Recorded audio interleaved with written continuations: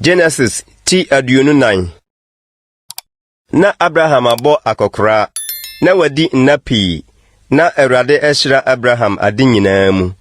Na Abraham ka kyerɛ n'akoa ne fie pan na ɔhwɛ de ɛwɔ nyinaa so sɛ, fa wo nsa ka m'asene mu, na mɛma wo aka Awurade, ɔsoro Nyankopɔn ne asase Nyankopɔn ntam sɛ, worenware Kenafo a mete wɔn mu yi mama mu bi mma me ba.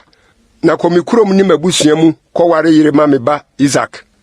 Na akoa no ka kyerɛ no sɛ, ebia wɔba no rempɛ sɛ obedi m'akyiri aba asase yi soɔ.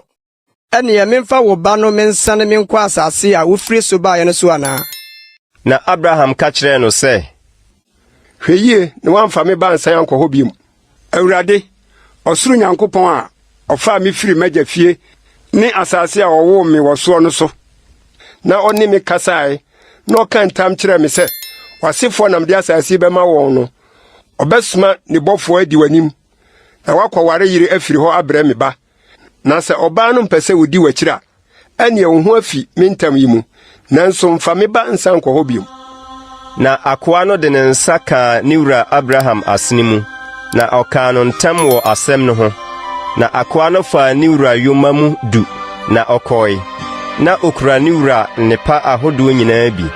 Na ɔsɔre sim kɔ Mesopotamia, na hɔ kuro mu. Na ɔmaa ne yoma no butuu kuro no kurotia wɔ asubra bi ho anwummere a mmaa bɛsa nsuo. Na ɔkaa sɛ, Awurade, me wura Abraham Nyankopɔn, mesrɛ wo, ma no nsi me yie nnɛ, na yɛ me wura Abraham adɔeɛ.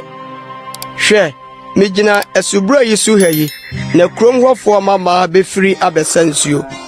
Na ma no mmra sɛ ababaawa bɛse no sɛ, sua wo kuruwa ma me nom nsuo no bi. Na wɔbɛka sɛ, nom, na mɛma wo yoma no anom bie no. Ma ɔno ara ɛnyɛ deɛ wayi no ama wakoa Isak. Na ɛno mu na mehunu sɛ wayɛ me wura adɔeɛ.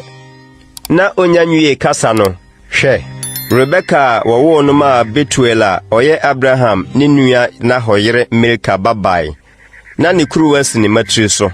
Na ababaa no ho yɛ fɛ sɛ, ɔyɛ ɔbaabunu a ɔbarima biara nhu no da. Na ɔkɔ asubra no mu kɔhyɛɛ ne kuruwa ma, na ɔbae. Na akoa no tuu mmirika kɔhyiaa no sɛ, mesrɛ wo, ma me nom kuruwa yi mu nsuo kakra. Na ɔse, me wura nom. Na ɔyɛ ntɛm soɛɛ ne kuruwa no sii ne nsɛm maa no nomoe. Na ɔmaa no nom wieeɛ no, ɔkaa sɛ, mɛkɔ makɔsɛ bi mabrɛ yoma no nso akɔsi sɛ wɔbɛwie nom. Na ɔyɛ ntɛm kɔhwie ne kuruwa mu nsuo no gu anomyɛ hɔ. Na otutuu mmirika kɔ abura no mu bio kɔsaa nsuo. Na ɔsa maa ne yoma no nyinaa. Na ɔbarima no hwɛɛ no ara. Na ɔyɛ komm sɛ obehunu sɛ Awurade ama ne kwankorɔ no ayɛ dwoodwoo anaasɛ ɛntesa. Na yoma no wie nsuo nom no, ɔbarima no yie sika hwene mu kaa a ano si dwetɛbena fa ne nsa so nkapo mmienu a ano si sikabena 10 de hyɛɛ no. Na ɔse, Hwan ba ne wo? Mesrɛ wo, kyerɛ me. Yebenya dabrɛ wɔ w'agya fie anaa? Na ɔka kyerɛɛ no sɛ, Betuel, Milka ba a ɔwɔ no ma Nahor no ba ne me. Na ɔka kyerɛɛ no sɛ, yɛwɔ ɛserɛ ne mmoa aduane pii ne deɛ mobɛda. Na ɔbarima no bɔɔ ne mu ase sɔree Awurade. Na ɔkaa sɛ, Nhyira nka Awurade, me wura Abraham Nyankopɔn a wamma n'adɔyɛ ne ne nokorɛ amoa me wura. Na me nso, Awurade akyerɛ me wura nuanom fie kwan. Na ababaa no tuu mmirika kɔkaa saa nsɛm yi kyerɛɛ onni fiefoɔ. Na Rebekah wɔ nuabarima bi a ne din de Laban. Na Laban de mmirika firi adi kɔ ɔbarima no nkyɛn wɔ asubura no ho. Na ohunu hwenemu nkaa ne ne nsa so nkapo no. Na ɔtee ne nua Rebekah nsɛm no sɛ, sɛdeɛ ɔbarima no kasa kyerɛɛ me nie no, ɔbaa ɔbarima no nkyɛn. Na hwɛ, na ogyina yoma no nkyɛn, asubura no ho. Na ɔse, wo Awurade ahyira wo bra. Adɛn nti na wogyina kootia? Na masiesie dan mu ne baabi nso mama yoma no. Na ɔbarima no kɔɔ fie. Na oyii yoma no so nneɛma. Na ɔmaa yoma no ɛsrɛ ne aduane. Na ɔmaa ɔno ne nipa a ɔka ne ho no nsuo sɛ wɔn horo wɔn nan ase. na ɔde aduane besi n'anim sɛ oni, na ɔse, Merini di gisa mabɔ mama ne ansa. na ɔse, boy na ɔse, Abraham akoa ne me. Na Awurade ahyira me wura pii na wayɛ ɔkɛseɛ, na wama no nwan ne anantwie ne dwetɛ ne sikakɔkɔɔ ne nkoa ne mfenaa ne yoma ne mfunumu. Na me wura yere Sara wo ba wɔ ne mmerewabere mu ama me wura. Na wɔde deɛ wɔ nyinaa ama no.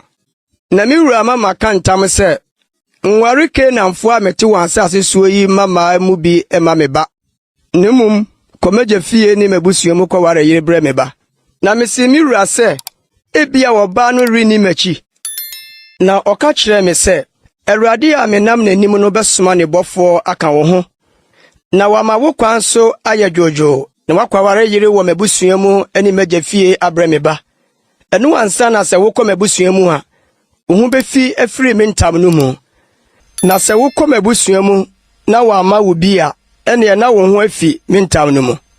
Na meba asubura no ho ɛnɛ kaa sɛ, Awurade me wura Abraham Nyankopɔn, sɛ wo ara worema me kwan a matuo yi ayɛ dwoodwoo a, hwɛ me gyina subura yi ho, na ma no mmra sɛ ababaa a obɛfiri abɛsa nsuo no, na mɛse no sɛ, mesrɛ wo, ma me wo kuruwa yi mu nsuo kakra me nom. Na wobɛka kyerɛ me sɛ, nom, na menkɔsɛ bi memmrɛ wo yoma no nso no, ma ɔno ara nyɛ ɔba a Awurade ayi no ama me wuraba. Na menya me nwie makoma mu kasa no, hwɛ, Rebekah firi adi baeɛ a kuruwa si ne matiri so hɔ, na wɔkɔ abura no mu kɔsaa nsuo. Na mese no sɛ, mesrɛ wo, ma me bi me nom. Na ɔyɛ ntam soɛɛ ne kuruwa no kaa sɛ, nom, na mɛma wo yoma no nso bi anom. Na menomee. Na ɔmaa yoma no nso bi nomee. Na bibisaa no sɛ, hwan ba ne wo?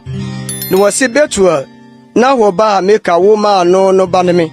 Na mede ahwinimukaa no mesɛne ne hwenim. Na mede nkapon no mehyehyɛɛ ne nsa. Na mebɔɔ me mu ase mesɔre Awurade. Na mehyia Awurade, me wura Abraham Nyankopɔn a ɔkyerɛ me nokorɛ kwan sɛ, menkɔware me wura nuaba mema ne ba no.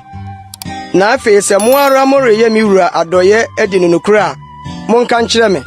Na sɛ ɛnte saa a, monka nkyerɛ me, na menane memfa nifa na abenkum. ɛna Laban ne Betuel buaa sɛ, Awurade na asɛm yi firi no. Yɛntumi nka no papa anaa bɔne nkyerɛ wo.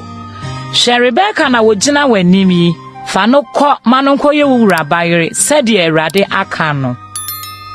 Na Abraham akoa no tee wɔn nsɛm no, ɔkotoo fam sɔree Awurade. Na akoa no yii dwetɛ nwiniɛ ne sika kɔkɔɔ nwiniɛ ne ntadeɛ de maa Rebekah.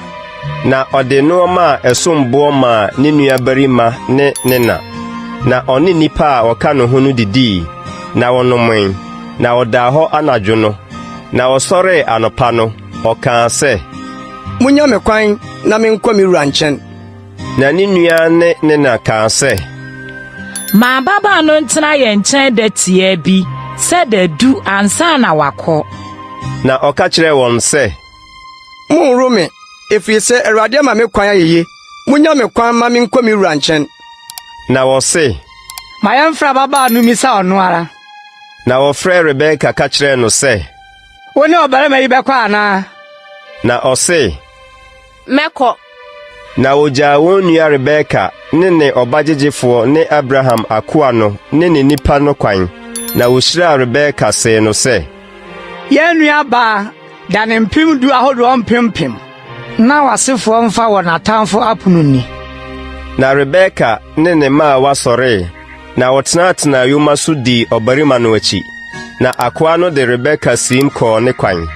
Na Isak firi Lahai Roi abura ho bae, ɛfiri sɛ na ɔte anafo fam asase no so. Na Isak firi adi kɔɔ wuram anwummerɛ kɔdwenwenee ne nsɛm ho. Na ɔmaa n'ani so hwɛe, na hwɛ, yoma reba. Na Rebekah maa n'ani so, na ohunu Isak no, ofiri yoma no so sii fam. Na ɔka kyerɛɛ akoa no sɛ, Ɔbarima bɛn na ɔnam wura mu rebehyia yɛn yi? na akoa no se, Ɛyɛ me wura. na ɔfaa ne nkatanimu de kataa n'anim. Na akoa no kaa deɛ ɔyɛɔyɛ no nyinaa kyerɛɛ Isak. Na Isak de no kɔɔ ne na Sara ntomadan mu, na ɔwaree Rebekah, na ɔyɛɛ no ɛyere, na ɔdɔ no, na Isak rekyekyeree ne nawuo no akyi.